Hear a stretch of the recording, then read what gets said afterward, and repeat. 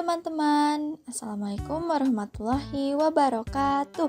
Di video ini saya Syaira Afifah dengan NIM 2230811092 bersama Cici Halo teman-teman.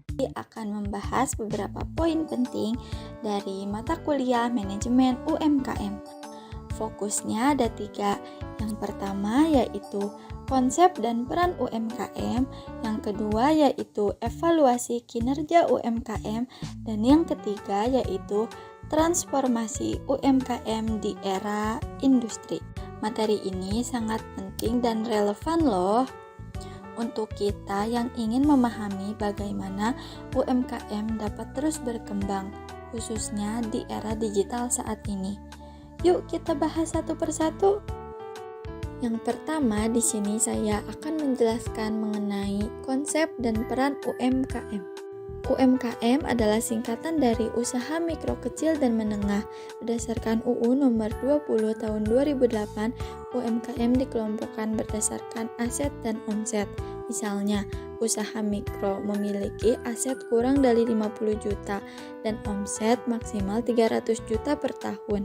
Sedangkan usaha kecil memiliki aset 50 juta sampai 500 juta dengan omset hingga 2,5 miliar per tahun. Untuk usaha menengah, asetnya lebih besar, yaitu hingga 10 miliar dan omsetnya mencapai 50 miliar. Mengapa sih UMKM itu begitu penting? Karena UMKM adalah tulang punggung perekonomian Indonesia. UMKM berkontribusi besar terhadap PDB sekitar 60% dan menyediakan lapangan pekerjaan hingga 97% dari total tenaga kerja di Indonesia. Selain itu, UMKM juga membantu mengurangi pengangguran, meningkatkan pendapatan masyarakat, dan memberdayakan ekonomi lokal. Namun, UMKM menghadapi berbagai tantangan seperti keterbatasan modal, teknologi, dan kualitas SDM. Yang kedua yaitu evaluasi kinerja UMKM. Evaluasi kinerja adalah proses penting untuk mengukur sejauh mana usaha mencapai targetnya. Evaluasi ini tidak hanya membantu menemukan kelemahan, tetapi juga memberikan gambaran tentang apa yang perlu diperbaiki. Tujuan utama evaluasi kinerja ada 3. Pertama, mengidentifikasi masalah. Dengan evaluasi, UMKM bisa menemukan hambatan yang sering tidak terlihat dalam operasional sehari-hari. Kedua, meningkatkan daya saing. Di tengah persaingan yang ketat, evaluasi membantu UMKM tetap relevan dengan kebutuhan pasar. Ketiga, mengukur keberhasilan. Apakah omset meningkat? Apakah pelanggan bertambah? Semua ini bisa diketahui dari evaluasi. Ada beberapa metode evaluasi kinerja yang relevan untuk UMKM, di antaranya, yang pertama yaitu Key Performance Indicator KPI. KPI membantu mengukur performa UMKM berdasarkan target yang sudah ditentukan, seperti pertumbuhan pendapatan atau efisiensi produksi. Yang kedua yaitu Balance Scorecard, mengukur kinerja dari 4 perspektif, keuangan, pelanggan, proses internal, dan inovasi. Dan yang ketiga yaitu Analytic Hierarchy Process AHP.